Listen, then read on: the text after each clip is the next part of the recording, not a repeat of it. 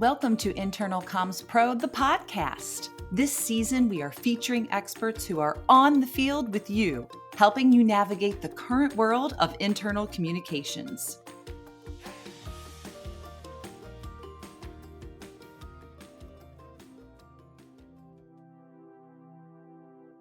Thank you for joining us as we continue the conversation on the Great Resignation. Today, we're talking with Lizabeth Wesley Casella, founder and CEO of L12 Services. Elizabeth's company specifically helps internal communication teams in preventing and reversing the Great Resignation. Today, she'll share the successes and roadblocks that she's seen along the way. Let's jump right in. I'm Lizabeth Wesley Casella. I'm the founder and CEO of L12 Services, and we are an organizational development and internal communications firm in Washington, D.C. that specializes in preventing and reversing the Great Resignation. Well, I can't think of a better expert to have on our show today. If you wouldn't mind, give us your backstory. How did you get involved in this amazing world of internal communications? Sure. Well, I moved here to Washington 22 years ago, so I'm definitely not transient. When I first got here, I was working in associations, as many do, and functioning as the, executive assistant or project manager to leadership. And I found myself consistently in that gray area between the people that do the work and the people who make the decisions. And I was able to kind of form a liaison function where I was translating English to English. I saw where the minefields were going to come up on the workers' side, when we'd have broken process or potential bottlenecks. And I'd understand what the goals and the overarching aspirations were for leadership. And I would kind of translate those back and forth. So after, a number of years of doing that, I thought, hey, maybe this is a unique skill set. I should probably hang out my shingle and see what I can do with it. So I left corporate America and association America, I should say, over a decade ago, and never looked back. Well, I love it, and I love that you're here with us today to talk about what everyone seems to be talking about, and that is the Great Resignation. So, talk to me about this. How are companies tackling this Great Resignation issue? Well, the ones that are successfully keeping their people and the ones that are going to be positioning themselves to be really competitive when people do return to work, they're the ones that have acknowledged that there is a really important piece that's been missing, and it's far beyond pay and it's far beyond title. It's about being heard and acknowledged. And what those organizations are doing is they're finding creative ways to tap into the institutional knowledge of the people on their, high caliber teams. And they're listening. What are the problems that the workers see on the horizon? What are the problems with the existing workflows or processes? How did expectations change over the transition to remote work and now into hybrid work? And they're using that information, they're collecting it in a way that is basically a form of relationship development, and they're allowing the people who are doing the work to have a voice in the solutions. So they're able to kind of reinvest of themselves back into the company, because it creates a sense of belonging and it creates a sense of empowerment. That is something that we're finding from our polling and surveying and interviews that, that was missing. And the organizations that are doing a really great job right now are tapping into that and leveraging it. Well, I want to back up a minute here because, you said something that was interesting about employees wanting to feel heard and acknowledged. And I want to go deeper on that. I just recently listened to Brene Brown's Dare to Lead podcast, and she had Dr. Donald Saul and Charlie Saul, father-son team, and they just produced this amazing article in the MIT Sloan Management Review that was titled "Toxic Culture is Driving the Great Resignation." Talk to me about what, in your opinion, what do you think is driving the Great Resignation? I think that is an excellent article and a terrific point. I think it really nails the problem. we're in we're in a time of revolution, and that revolution may have started while we were, dealing with COVID and isolation and remote teams. But at some point in the zeitgeist, people decided that they were unable to live life with the same set of priorities in the same order that they had prior to the pandemic. Now, this may be due to, unworkable workflows and broken processes, but it also may be, partly that people were able to re-engage with their family, or their priorities shifted, and the thing that they realized they didn't want to hold highest and most sacred anymore was their job. I mean, how long in our lives have we heard life is short and there's power in numbers? What we're now able to see is that there's a whole segment of the population that's taking those two statements, mashing them together, and acting on them. So with leadership and management, you know, they're people too. So I think that it's easier to broach the conversation rather than saying, fix this, or find out what the key is and turn that key and let's get back to business as usual. It's easier to say, you're a person too. How did your priorities change? Okay, take that compassion and empathy and use that in your conversations with the people in your downline or your peers. And a lot of what I'm seeing where organizations are stumbling is that they're trying to recreate a wheel, or they're trying to have all the answers and implement a new practice or a new program when they haven't asked the people who are actually impacted by the day-to-day, whether it's a program or it's the organizational culture or understanding the organization's values. They're not creating that deeper sense of investment and trust by engaging in relationship development.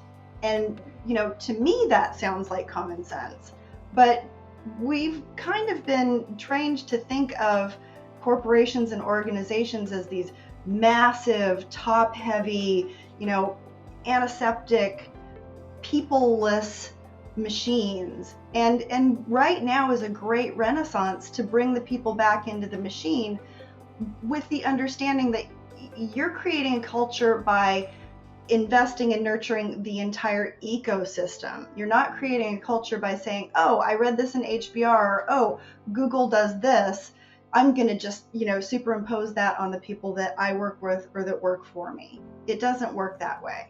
So let's get into it. How, if I am, again, sitting here listening to this, how can I, when some of our folks don't feel like they have agency to do it, but are there some tactical things I can do to develop the deeper trust, to develop the relationships? What are some tactical things that I can do to make employees feel that they are heard and acknowledged? Yes, I'm so glad you asked, because one of them is right in your wheelhouse. Yay, I can't wait.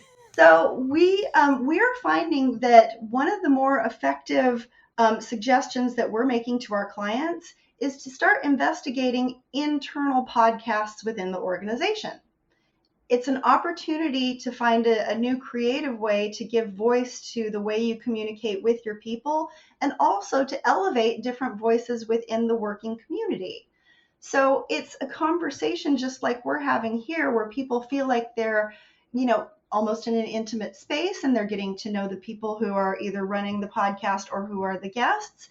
And they're able to bring conversation back to the directive rather than a blast email. Another way that we've found that organizations who may not be comfortable or prepared to go in that direction yet is to really dive deep into a variation on stay interviews.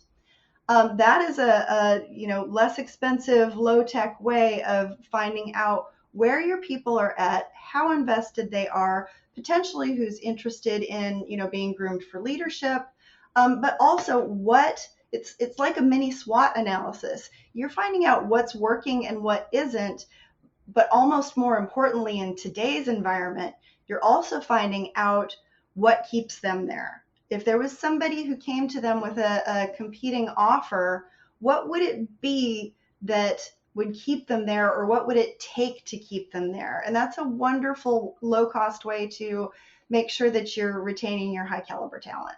I love the stay interviews. We did those in our company, and it gives you so many great data points to point to, which could increase your agency with your leadership. Are there other ways that you've seen internal communicators raise their agency with leadership so they can take on some of these, deeper conversations about the Great Resignation and have the leadership believe them on why people might be leaving their company? Well, this is not self promotion. However, it is often effective to bring in an unbiased third party to help you with that information and data aggregation, because you can, kind of like being in a relationship, you can somehow become ear blind to what someone has to say when you know them really, really well. But when somebody that you don't know that's an expert in a certain area comes in and says, nope, that is exactly why your people are staying, or that's why your people are going, or this is what we found, oftentimes those voices are listened to. Now, another way that I'm seeing just kind of societally this unfold is, again, we're in a renaissance. So people are more open to hearing potential solutions from a wide variety of voices. So maybe it is that internal communications pro who now, since people are bleeding, or organizations are bleeding people, that internal comms pro may have an elevated voice with more power behind it. And having a direct conversation that brings both what you're winning at and what you're possibly losing at to the table, it's a worthwhile conversation to have.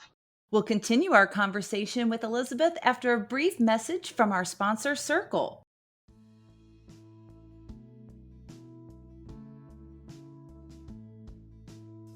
We all know there's a large shift happening where employees are trading their cubicles for kitchen tables.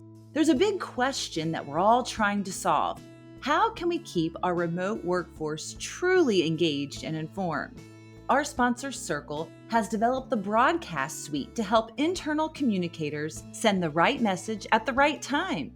Through intelligent cross-channel communication, Broadcast curates a connected experience for each employee across all their most valuable channels: email, SharePoint, Teams. There's even an option to launch an employee mobile app. Head over to circle.com/ICP, that's CERKL.com/ICP, to learn how the Broadcast Suite engages deskless workers worldwide.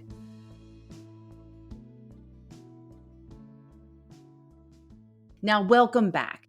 We've established the why of the Great Resignation, and we're ready to move into the what, as in, what can my company do to avoid it? In this half, Elizabeth breaks down what she's seen out there on the field. Now let's jump back in. So you're obviously working with, several businesses. I'd love, this season we're focused on, who's on the field with us and what experts do we have around us, and with you being on our team and on our field, what are you seeing out there? I'd love to get your take on, some of the most successful ideas and things that you're seeing of how internal communicators have led conversations on the Great Resignation, how they're tackling it, and then maybe your learnings from some not so great ideas if we're getting ready to go down a road and embark on speaking about this, what not to do, what to do. What have you seen out there? Well, I think that a great example would be an NGO that we worked with last year, doing phenomenal work. They're actually currently doing pediatric hospital and pre-hospital trauma care in Ukraine and Poland right now. They are a veteran-led organization that had people all over the world distributed doing all kinds of work, and every day it was about emergency readiness. So you never woke up to doing the same thing twice in a row. You didn't have structured office hours, and you had it all rolled into the fact that everyone on the team, from the leader to the person who shut the lights out at the end of the day, was a problem solver of their own. They all got into this type of work because they are, emergency care and resource management, and they're used to making decisions that impact the outcomes of health and humanitarian aid. What they didn't have, though, was a reporting structure and an understanding of chain of command and how to effectively make decisions as a group. So, the way that we approached that was to begin the conversation with a survey that was blind to everyone else in the organization. We, of course, knew who the respondents were, and it talked about how people felt or how people understood the mechanics of the organization. Do you understand the platforms that you're using? Do you feel like your hours are in alignment with what's required of you? Those types of things. And then we followed that up with one-on-one interviews with each of these people, and the questions were more culturally based. Some stay interview questions were sprinkled in there. In addition to, do you understand how decisions are made at the leadership level? Do you understand what the workflow looks like within your pod or your department? When we got that large step performed and aggregated, we came back to leadership with a baseline report. And in that baseline report, we talked about, 60% of your organization doesn't understand how decisions are made at the leadership level, or they don't know the gates of responsibility, or their job descriptions aren't clear anymore. And we were able to then create a list of priorities of how we would address those issues.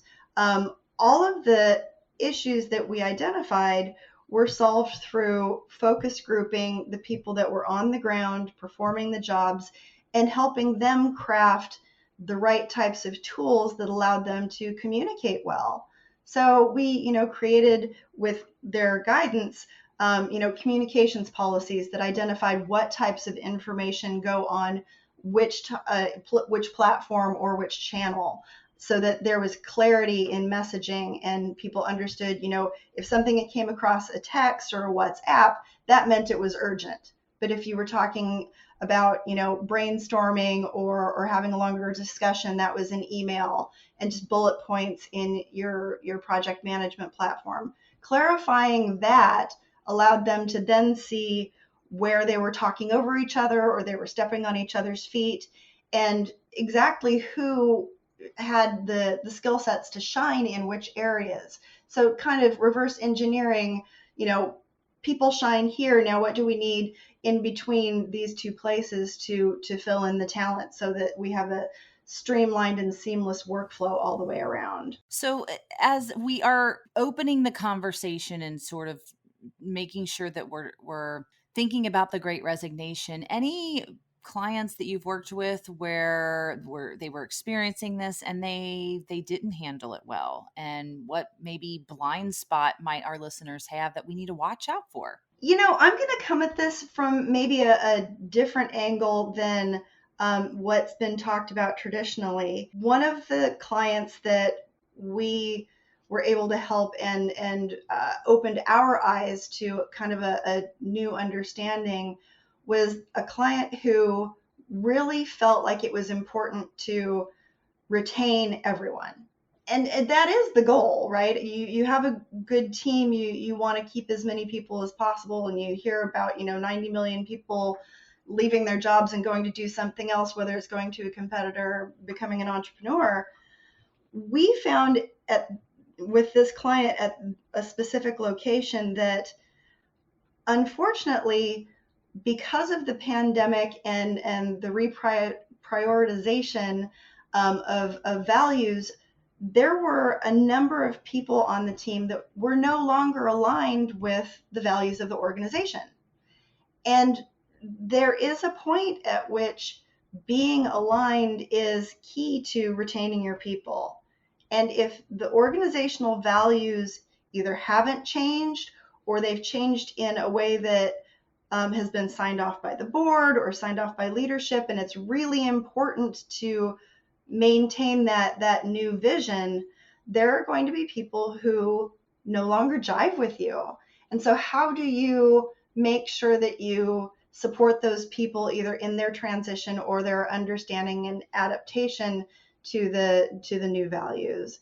And so we did a lot of work in that area. And for the people that really didn't want to invest in the new vision, we did what we could to make sure that, it was a situation where no bridges were burnt, that there were soft landings, that there were introductions to other organizations or professional development that was undertaken in order to make sure those people landed on their feet. So, how did you uncover that misalignment? So, if our listener is maybe feeling that, or it's manifesting in certain ways, or you have an intuitive sense that people are misaligned, how do you really find that out definitively and then give voice to that and message that? How'd you do that? We engaged in that second step of the baseline report aggregation, the one-on-one interviews, really in depth.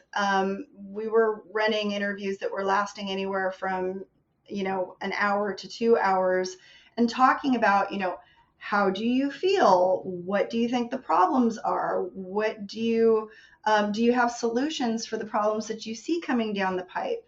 Did you feel this way 6 months ago? What are your understandings of the vision and value of the organization right now? What is the mission? What do you think you contribute to the mission? Um, and through those in-depth questions and the subsequent conversation, people would just be honest and say, I was on board when we were focused on this, but I feel as though this shift in vision isn't compatible with either my personal values, or I don't understand it, or it doesn't make sense to me and I'd rather not learn something new. And honest conversations after you've built rapport and trust, people don't want to not perform.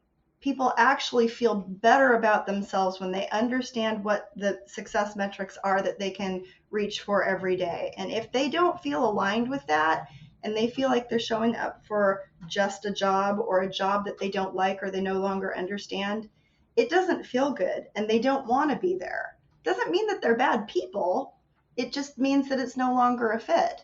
And so to honor that human being for the time that they've invested in the work that they've performed, and not to punish or shame them, the best thing that an organization can do is to make sure that they land on their feet and that they're in a position to grow in a different direction if they need to. Interesting. And that part of disembarking off, the company ship is not something we often talk about, that of how to do that delicately. And I think it comes back to, not only is it the right thing to do, but it can also be something where then the way that that's done can then lead to, positive Glassdoor reviews or other things, for the company as well. Any other tips that you have seen that, if our listener, I do suggest they hire an expert like yourself to go do this, because I would think there could be some potential pitfalls, kind of cracking open these cans of worms and not knowing how to deal with it. When you interview people, I feel like there's an expectation that, oh, I'm going to be heard. And then if all of a sudden now the internal comms team doesn't do anything with the information, I worry about that. So if I am going to go at this alone, are there any other tips that you would offer someone that's going to embark on making employees feel heard through sort of a baseline, study or survey? Yes. And so, since I kind of went dark on the previous question, I'm going to go super positive on this one. All right. Well, end us on a high note. So let's take, for example, an organization that maybe a really well-run startup, or the team has been together really long and they all understand each other's shorthand. They're able to knock it out of the park with regard to processes and workflow. One way to re-engage and reinvigorate your ecosystem is to start a program of innovation. And one of the ways that we've found that it's super successful and easy to take that first baby step is, I always recommend organizations get the book Testing Business Ideas. It's a Wiley book co-authored by David Bland and Alex Osterwalder. And it's a great way for everybody to get in their hands the definition of testing business ideas and creating innovation within your teams and your organization, but all the different ways that you can go about it. It's this extraordinary catalog of you can try this and you can try that, and here's a resource for that, and this is what you look for. And I've seen teams come around these, post reading book clubs almost, saying, I read this and I had this idea, and what do you think if we try these 3 tests on it, and really re-engage kind of almost an intellectual play, getting the people who do the jobs to start looking at processes and workflow and culture in a different way, maybe turning it on its ear and building something together. That's community building, way beyond just team building. The Great Resignation doesn't have to be as scary as it sounds. There are plenty of ways for your company to prepare for it and brave the storm together. We hope the examples we've shared in today's episode help make everything seem a little less scary. Don't forget, we're all in this together. A huge thank you to Lizabeth for joining us on the podcast. If you'd like to connect with her and learn more about her services, you can find all that info in our show notes. Internal Comms Pro, the podcast, is produced by the Internal Comms Pro Collective and proudly supported by the Circle Broadcast Suite, an entire suite built for internal communicators. Learn more at circle.com. And don't forget to visit www.internalcommspro.com/show notes for our free resource guides. Thank you for listening.